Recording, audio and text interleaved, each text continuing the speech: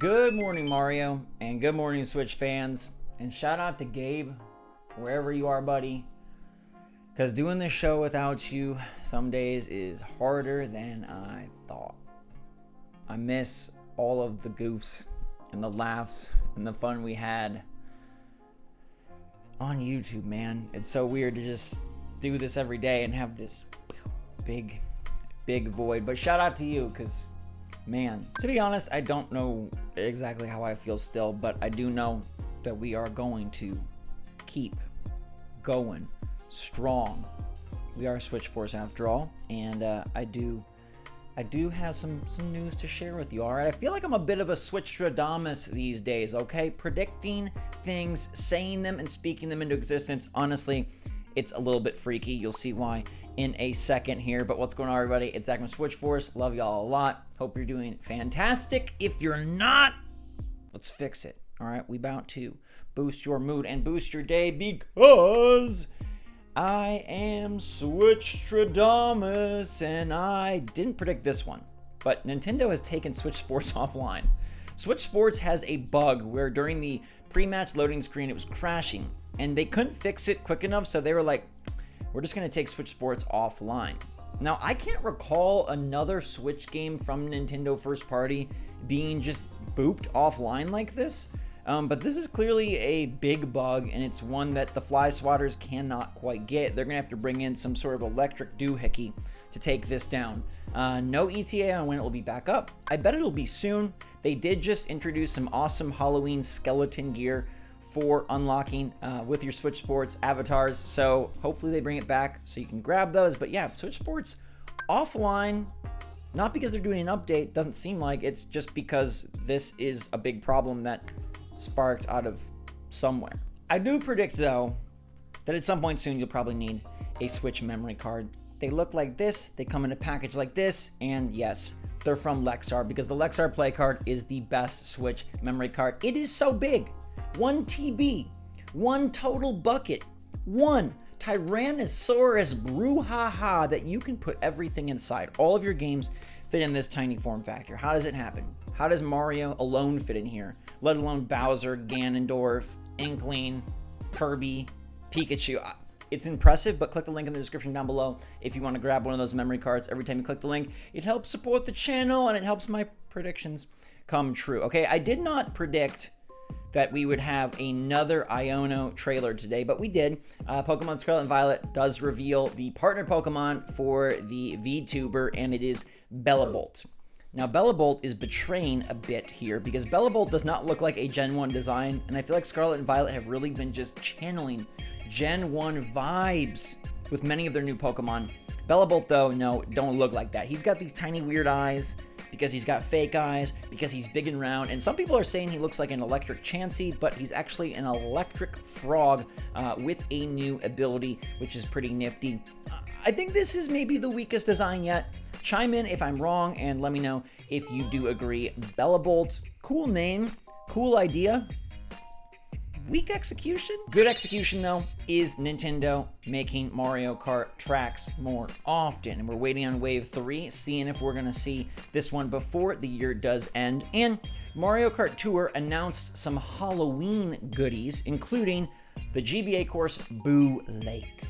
Fishing with the Boos down by the sea. What's going to happen for you and me? Well, probably this course will come in Wave 3, all right? GBA Boo Lake is a pretty darn fun course if you do remember it from Advanced Tour.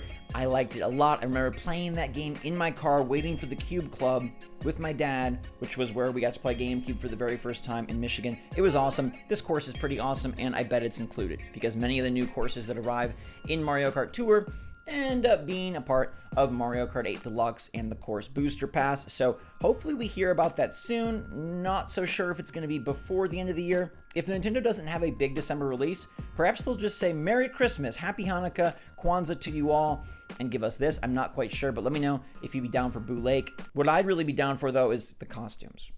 I wish we had those cool costumes in the game, and the next Mario Kart better have skins aplenty because there's so many good Nintendo looks, and fashion is fun, even if it's just driving right by. P.S. There's also an update coming for Disney Dreamlight Valley. And I don't know, did I miss the boat with Disney Dreamlight Valley? Is this it does have great Animal Crossing vibes, and it really does. It's a really good game. Like, I genuinely believe that. Maybe even a better game in some ways than Animal Crossing, but I fell off it just based on what was going on in my life. Yet on October 19th, they're bringing new stuff, but most importantly, Scar. The Lion King is my favorite childhood movie, and I love Scar a lot. I am not prepared for him, though, because I haven't played in a really long time. Should I go back to Disney Dreamlight Valley? Are any of you still on this train? Does the game have legs and longevity? Because of its style and its eventual free-to-play nature, it does seem like they'll be supporting it for longer than Nintendo supported ACNH, and Gameloft just has a history of making money. And apparently Nintendo doesn't want that, because we would pay for DLC, but we don't get it. Anyways, October 19th, that's going to be early next week on a Wednesday for Scar entering the arena. Let me know what you think. Let me show you my powers. All right. A couple days ago, I tweeted, one of the biggest bummers of the last decade of gaming has to be the lack of Valve games. Valve, the makers of Steam, Left 4 Dead, Portal, Half-Life, Team Fortress, amazing games. All their titles look, play, hold up well beyond their contemporaries. It's pretty incredible.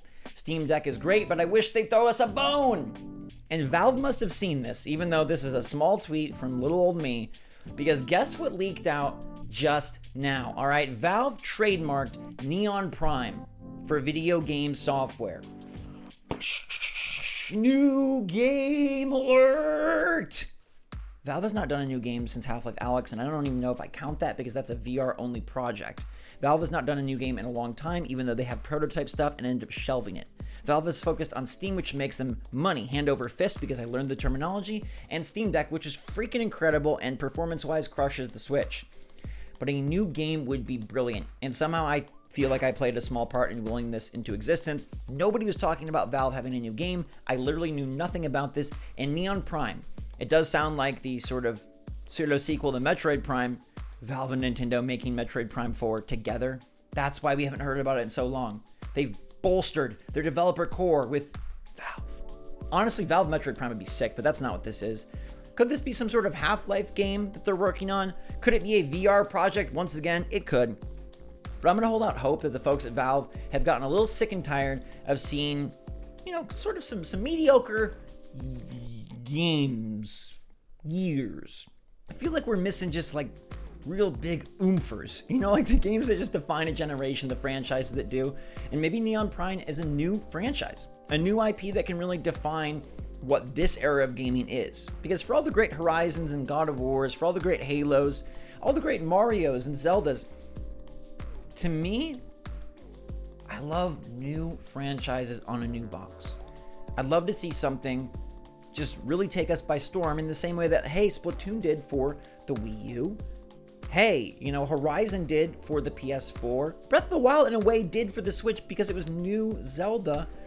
But man, new IP, when it's crazy, when it's cool, when it's by an amazing developer, it just hits differently. And I hope Neon Prime ends up being that.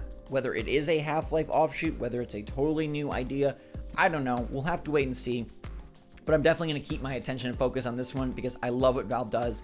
I miss their games, and if you haven't played them, go buy the orange box. It's probably like $5, and you get like 5 games, and they're all incredible. They're all incredible. So, y'all are incredible as well. Have a great weekend, okay? Hopefully your week went pretty awesome. I'm going to be pretty busy next week, but I'll still try to keep the videos coming. I got some travel planned, and I'm just going to take it slow. So we will see how it goes, but stay tuned to your sub box. Stay tuned to my Twitter feed. And stay tuned to Instagram, all that stuff. I'll be posting and updating and still making some videos, but I just want to give you a heads up for y'all super fans who made it to the end of this video. If you did, thank you so much. Love you a lot. Stay safe, stay healthy, stay happy, stay positive out there. Until next time, everybody. Appreciate you. SwitchForce out.